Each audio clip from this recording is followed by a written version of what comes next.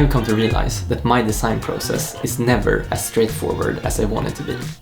I seriously think every time that I'm going to go from like A to B to my final design in the first iteration, but I never do. And in this video, I would like to showcase for you and also for myself in the future that it's never that way. And if I would have given up with the design project in like the 5th iteration, it would have been a terrible design or a terrible product. And the goal with the project I'm going to showcase in this video is to make a Wi-Fi router, or try to redesign a Wi-Fi router, because like every single Wi-Fi router out there on the market is terribly designed. It looks like a freaking spaceship, and it also like collects dusts. I feel like everyone wants to hide it behind their couch, and that has to be like a result of bad design. So my challenge was to make a better design than the ones on the market right now.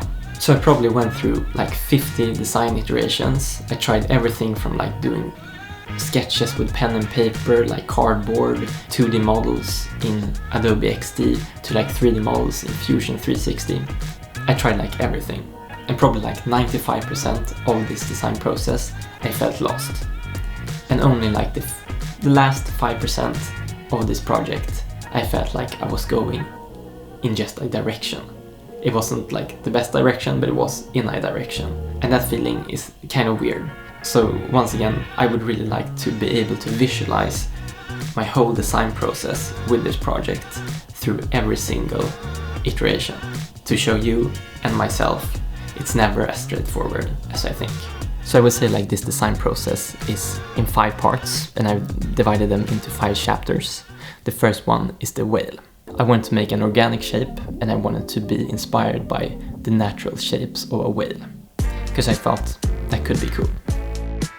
I sketched out my first design ideas on a piece of paper. Some pretty weird ones and some less weird ones. Maybe I could do something with a whale fin, I thought. So I made a 2D vector sketch in Adobe XD, and then I refined it. I modeled it up in Fusion 360, but that design felt both bad and cringe. So I made a more abstract whale shape, because maybe that could fix the problem. I made some iterations on that one, then I got bored and didn't think it was going to go anywhere, so I started prototyping.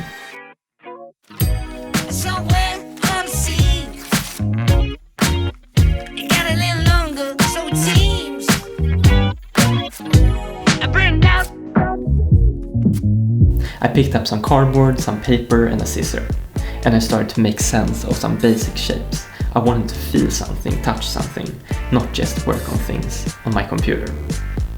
So I made my original whale fin again, but in paper.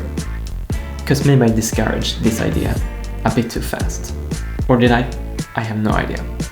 So I started to fold it in different ways. And after feeling very weird about folding this paper, I saw something else in this shape. So that puts me in the second chapter of this design process, the voice assistant.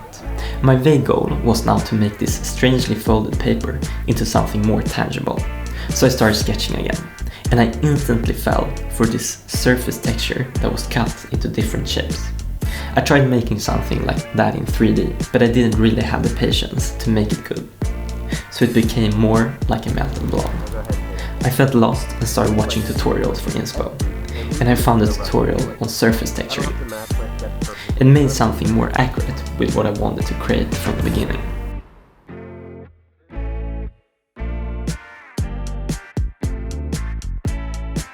So I added a screen to the shape, making it more into a router, I thought, because that could probably fix all of my problems. But that just looked like an uncanny mix between a penguin and a trash can. So now I started to questioning my ability to be creative at all, and to design something entirely new. I could probably just make it look like any voice assistant, because that design has worked before. Which takes me to chapter 3, the speaker. I was still in the mood of making unoriginal design choices, so I 3D modeled more or less a Sony speaker again that I had in front of me. Then I questioned myself again for being so unoriginal, so I put my screenshotted 3D design into the vector program again, because I liked the lines I had done as the surface texture. So I just added some 2D shapes over it so I could visualize new shapes. And wow, that curved display could probably work. I really liked that design, so I modeled it up, and well, yeah, why not? But I wasn't really satisfied with that shape. The design felt too clean, but in a bad way. So let's do the same thing again. I added the 2D shapes in the same color as the background and played around with the shape. And it started to look like a more thinner shape. And in some way it looked like a penguin. Which brings us to chapter 4, Penguin. So in this chapter I felt like I could probably get inspired by a penguin instead of a whale this time. So I made some serious design attempts here. And I was optimistic that this could be the design. So I tried just placing it inside a room after 3D modeling it, and then it hit me. I could like feel the cheap materials of this product, and it felt like it could fall down. And it didn't become at all what I wanted it to be. More friendly, less like a spaceship. Not really. Of course, I was in the right direction, but I had to think of something else. So I went back to the root of the problem and what I wanted to solve with this design from the beginning. So I picked up some more inspiration, like pictures of things that made me happy, like products. So I thought, let's be inspired by this one. This iteration looked like a luggage, but it was definitely in the right direction. It should be as basic as this one. So I played around in Fusion with some basic shapes, and this was a weird feeling, because I really loved this shape.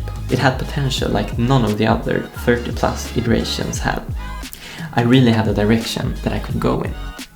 No more exploration. I had something that I could develop. I tried to figure out what it was. It was like an optical illusion. Was it convex or concave? I didn't really know. I made a trashy looking thing in paper to make the decision easier. It should be convex. I put on some legs on the product, a fake screen and some ports. Made the convex surface into a curved screen, like before, that I could display the network connection on. Tried some different functions, and I tried splitting it in two. And yeah, this was it. I modeled the backside, I curved the display, small cute feeds and a restart button. Only the necessary things for a router. And then I was done. Looking back at all the bad iterations, it's easy for me to think that they were in a way useless. But when I look at the final design, small components of the design are results of different stages of my design process. These 5 chapters were all necessary in the making of my finished product. Like the curved display was a result of chapter 4, or the surface texturing was a result of chapter 3. Overall, it was a really fun project to do, and I learned a lot. But that was all for this video. Let me know your thoughts both on the final design and the format of this video. See you in the next one.